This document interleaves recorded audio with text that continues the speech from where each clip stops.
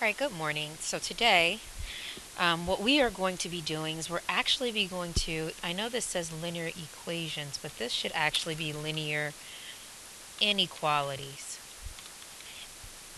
And what we're going to be doing is we're going to be using graphing to solve them. So I don't know if you remember, but you should, we just took a test on it yesterday. We were looking at systems of equations. Two equations, where do they meet? Well, what happens when I have two inequalities? What does that look like? How do I graph to solve them? And graphing is going to be the only method that we use. So you don't have to worry about looking at elimination and substitution for inequalities. Inequalities can only be solved by graphing, so that's what we're going to do today. Your homework tonight is page 4 and 5 of the new packet. So take a look at that. And your progress check, again, a reminder, I know it says the 22nd here, but more than likely our progress check will be on Tuesday the 23rd. All right. Now what I'd like you to do now is take a look at this activator. I'd like you to pause it, and then once you pause it and you complete it, come back and listen to the answers. All right, so hopefully you have completed this activator and you have unpaused it, and we can go over it now. All right, so one of the things that we have to remember, if you don't remember any of this, some of this you might remember, is there are three forms. There's standard form, point slope, and slope intercept. Slope intercept is the easiest of these forms for me to kind of find, and let me just move this over a little so that we can see what it should be. So this is what it should be. All right. Slope intercept is the easiest for us to find with the graph because I know the slope and I know the y-intercept. So if I look at this, my slope here is it's going down by 4. So it's going down by 4, and then it's going over by 10. So I can simplify that to negative 2 over 5. So that's my slope. I know my slope is negative 2 over 5. Why? Because 2 goes into both 4 and 10. So I can simplify. My y-intercept, b, is equal to positive 4. That's my y-intercept. So my equation is y is equal to negative 2/5 x plus 4. Now this, as we know it, is our slope-intercept form. So I can go ahead and check off my slope-intercept form. Where do we see that? We see it here. This is my slope-intercept form. So this would be the correct one, and let's undo that. I'll just put a check mark by it. That's our correct for slope-intercept. Now I've got to figure out which of the others are correct. Now, for standard form, what I can do is I can turn them into slope-intercept form. So what I'm going to do is I'm going to erase this, and I'm going to use the space to turn this into slope-intercept form. All right, so I've got 2x minus 5y is equal to 20. In order to solve this, I've got to subtract 2x from both sides. That's going to leave me with a negative 5y is equal to negative 2x, and then it's a positive 20, so plus 20, and I divide by negative 5. Now you might be thinking, oh, this could possibly be the answer, but let's check out what happens when I do that. I get y is equal to, remember that a negative divided by negative is now a positive, and I know my slope needs to be negative. And I also know that my y-intercept needs to be positive. So this can't be my answer. That leaves this to be my answer. All right. And we could check that as well, but for time's sake, I won't check that. All right, let's look at the next one. Here, point slope. Here's my reminder for point slope form. So for this point, this is my reminder. My reminder is that point slope has a point and the slope. We already know what the slope is. We know the slope is negative 2/5. So if I look at these, both of these have a slope of negative 2/5. But here, if you will remember, my point is going to be 4, negative 2. Here it's going to be positive 2, comma 4. If you remember for point slope form, when I do point slope form, this is my x value, and this is my y value. This is my x value, and this entire thing is my y value. So basically what this is saying is that, do I have a point at 4, -2? When I go to 4, -2, I do not see a point. Now, do I have a point at 2,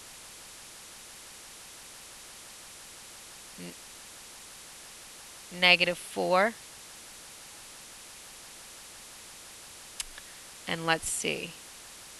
Oh, I think I made a mistake. It's supposed to be here. I think I made an error here. Let's see. My x value of 4, I think it's supposed to be down 2 over 1, 2, 3, 4, 5.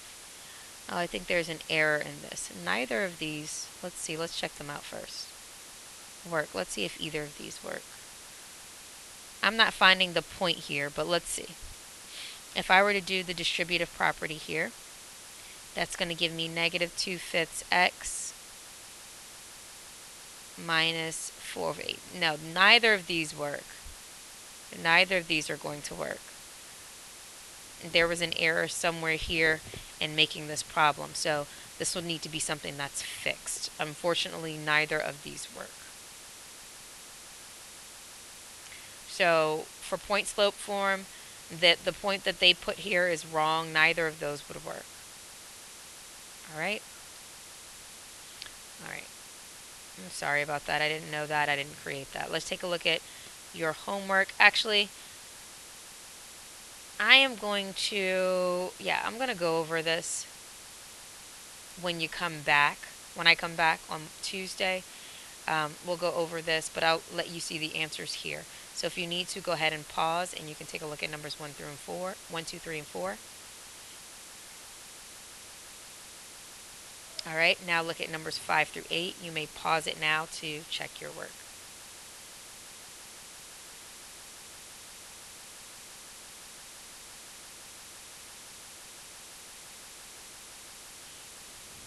All right, let's look at page 2 of your new packet.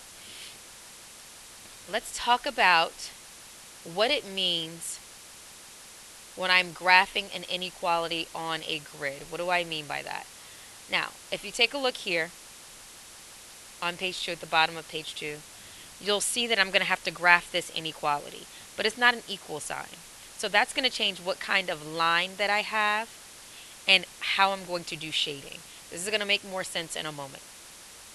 All right, so if there is no equal to sign and it's just greater than or less than, remember that this is greater than and this is less than, I'm going to have a broken line. You can think of it as a dashed line. So it's either a broken or a dashed line.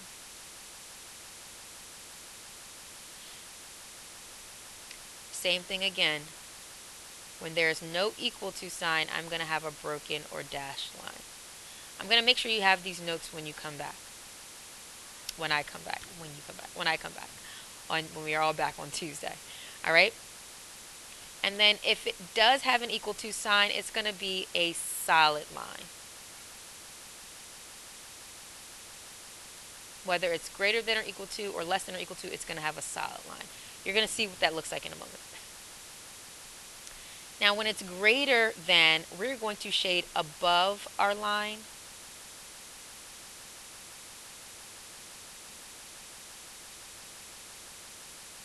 And the same thing when it's greater than or equal to, we're going to shade above, and in this case, a solid line.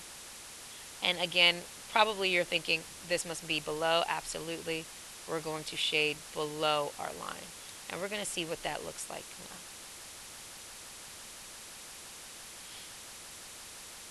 Okay? All right. Let's take a look at a problem like number 1. We start off with our y-intercept. It says the entire shaded area is full of points that are solutions. So because this is not an equal sign, we're not going to have one solution. We're going to have a number of solutions. I'm going to talk about what that means. So our y-intercept here is -3. Hopefully you can hear me. My y-intercept is -3. And my slope is +2 over 1. So I'm going to go up 2 over 1. Up 2 over 1. Up 2 over 1. If you need to, go ahead and pause this and grab a Ruler, because you will need to make sure that you graph this accordingly. All right. Now, remember, this has a line underneath. Because it has a line underneath, I'm going to choose to graph a solid line. So I'm going to graph a solid line. Now for these, you need to make sure you graph across the entire coordinate plane. All right, we are not done. So we graphed our solid line. Why do we graph a solid line? Remember, we said that if it has an equal to sign, it's going to be a solid line. Notice it's not a broken line or a dashed line. And this is a less than or equal to sign. And if we remember, less than or equal to means or less than means I shade below the line. So what does below mean? I have two sides. I've got this what seems to be a left side and a right side. To figure out what's below, I look at where the y-intercept is. Here's my y-intercept right here. I'm going to shade the side that's below that. So I'm going to shade all of this area. Now you don't have anything as cool as this highlighter tool to be able to shade so easily, but use the side of your pencil. Don't shade too heavy because you still want to be able to see the grid. Shade very lightly with the side of your pencil. That's another thing. You need a pencil for this. All right. Now, here's my deal. Anything that falls on this solid line can be a solution, and anything in this shaded area can be a solution. So let's see if any of these three work. 0, 0, is that a solution? And I'm going to plot the point. Is 0, 0 a solution? Absolutely not. That's not on the line or in the shaded area.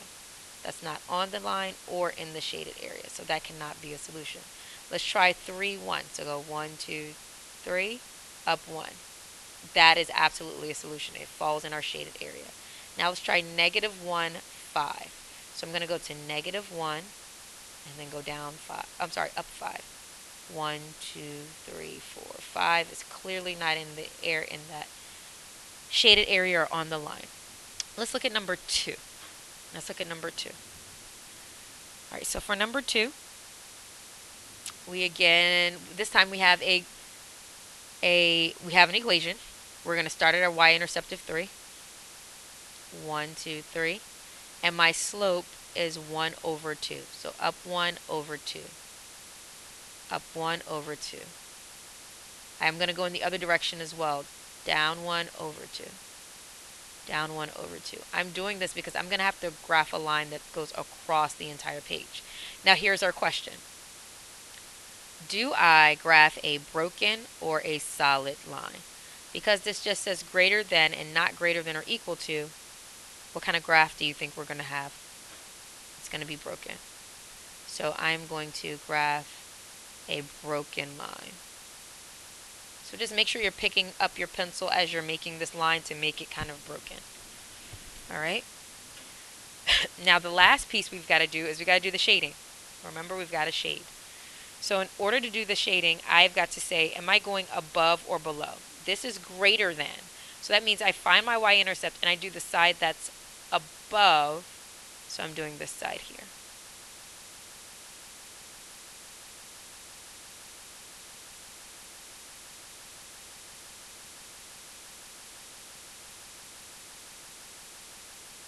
I don't know why the colors are different from the last problem. Very interesting. All right. Now, let's see. Remember, now in this case, is anything that falls on this line going to be a solution? Think about it. It's a broken line. Do you think anything that falls on this line is going to be a solution? No, it's not. When it's a broken line, and you might want to make a note for yourself, nothing that falls on this line, because it's broken, there's no solution that's going to be on this line. So there will be no solutions on this line. So there's no solution on the line. Now in the shaded area, yeah, everything that's in the shaded area is a solution. So let's check in the shade. Let's check if any of these points here fall in that area. All right. If I go 0, 3, 1, 2, 3, that falls on the line. It cannot be a solution because it's a broken line. And I forgot to cross this one out. Next, let's do 6, 5. 1, 2, 3, 4, 5, 6. 1, 2, 3, 4, 5. That's also on the line. 1, 2, 3, 4, 5, 6. 1, 2, 3, 4, 5. Oh no. Wait. 1, 2, 3, 4, 5. This color can't count. But even still, that's not a solution, right? So it falls here on the outside and it's not a solution. So that can't be it. Hopefully this last one is one. Let's go negative 2, 1, 2, and then up 4. 1, 2, 3, 4. Absolutely, it falls in the area. That's our solution. All right. I want you to try number 3 on your own. Pause it now, try number 3 on your own, and then unpause it in a second to see the answer.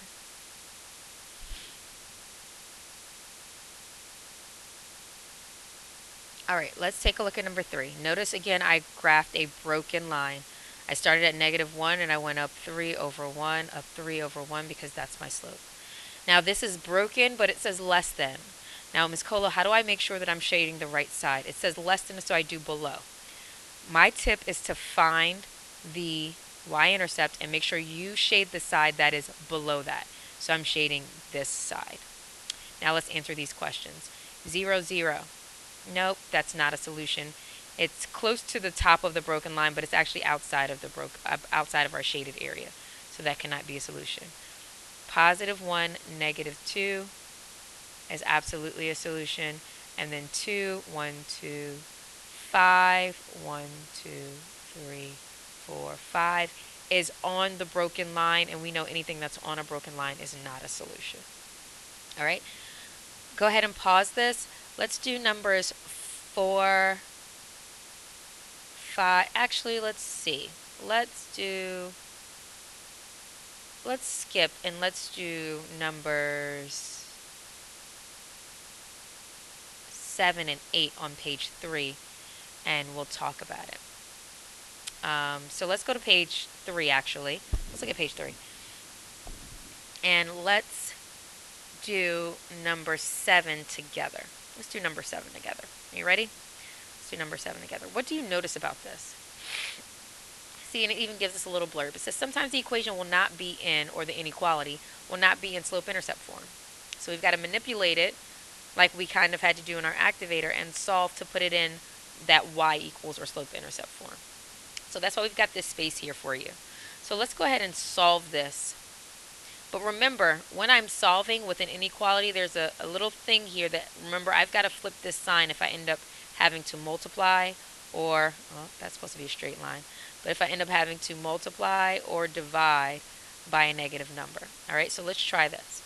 All right, to get y by itself, I need to get rid of this 2x. So I'm going to subtract 2x on both sides. I'm writing with the slate, so that's why it looks so horrible. All right, that's going to cancel. We're going to be left with 2y is less than or equal to, we know we're going to have a solid line, and I'm going to put my x term first, negative 2x, and then a positive 6, so plus 6. Our last step is to divide by 2. We do not have to flip the sign here because we're not dividing by a negative number. So I am dividing into a negative number, but I'm not dividing by a negative number.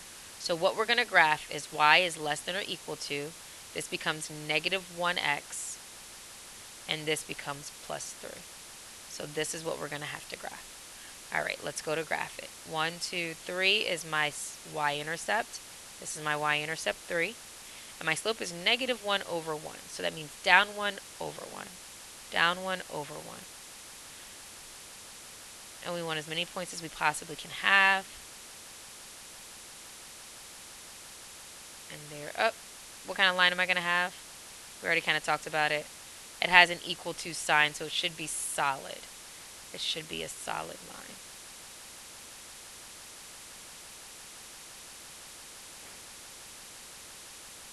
Now the last thing we're going to have to do is shade. It says less than. So my less than means I'm shading below this line, so that means I'm shading all of this area here.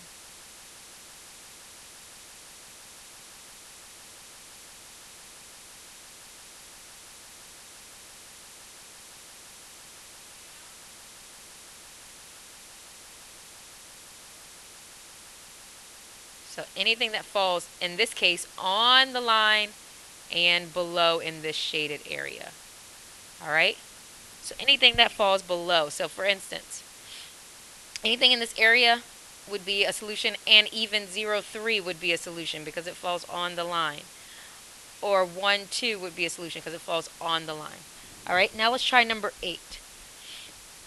All right, let's do number 8 together. I'm going to subtract by 1/2 x on both sides. That's going to leave me with this negative y is greater than, we know this is going to be a broken line because there's no equal to sign, negative 1/2 x, and my 4 here is positive, so plus 4. We're almost done. I've got to get rid of this negative 1. That's the bell ringing for the next class as I'm trying to record. All right, so now we're going to divide by a negative 1. Now, because I divided by a negative sign, or negative 1, I'm going to have to flip this sign. So y is going to be now less than positive 1/2 x, and now minus 4. This is what we need to graph. Similarly, this was what we need to graph before. All right, so you're going to start at negative 4. You go down to 4. And then you're going to go up 1 over 2. Up 1 over 2. Up 1 over 2. And it's going to be a broken line this time.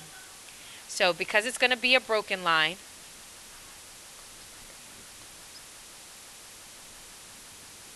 because there's no equal to sign, it's going to be a broken line. So down 1 over 2, see, down 1 over 2, and it's up, not a broken line. I needed to make sure it's a broken line. So let's make sure it's a broken line. So a couple people just came in to talk to me. There we go. All right. Now, what's our shading going to be? Is it going to be above or below? If you said below, you are correct. So how do I know what side's below? I go to my y-intercept and I go under, I go below it. So I'm going to do all of this side here.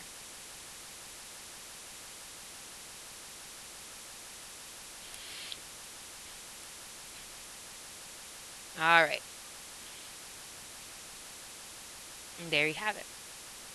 All right. So what I would like you to do now is I would like you to do number 11 on your own. You'll unpause it in a moment. And if you get done with number 11, that's awesome. You can start on your homework for tonight. But if not, then what you will do is you will make sure that you do as much as you can for number 11, and then we'll go over it. All right. So make sure you pause it now, and we'll go over it. All right. First, you will subtract 5x. You should have subtracted 5x from both sides. That's going to leave you with positive 10y is greater than and just negative 5x. Then I'm going to divide by 10. When I divide by 10, I don't need to flip the sign. This is just greater than, so it's going to be negative 1/2 x. All right. Notice you don't have a y-intercept here. Also notice this is going to be a broken line or a solid line. If you said broken, it's correct. There's no equal to sign. So I'm going to start at 0 because that's my y-intercept. I'm going to go down 1 over 2. That's my slope. Down 1 over 2. Down 1 over 2. And I'm going to do another one in the other direction. All right. Now I'm going to graph my broken line that looks like this. Down 1 over 2. All right. And my shading is going to be above. So anything that falls, I'm going to go to my y-intercept and I'm going above it, above, up. So anything that falls into this area will be part of my answers. All right, so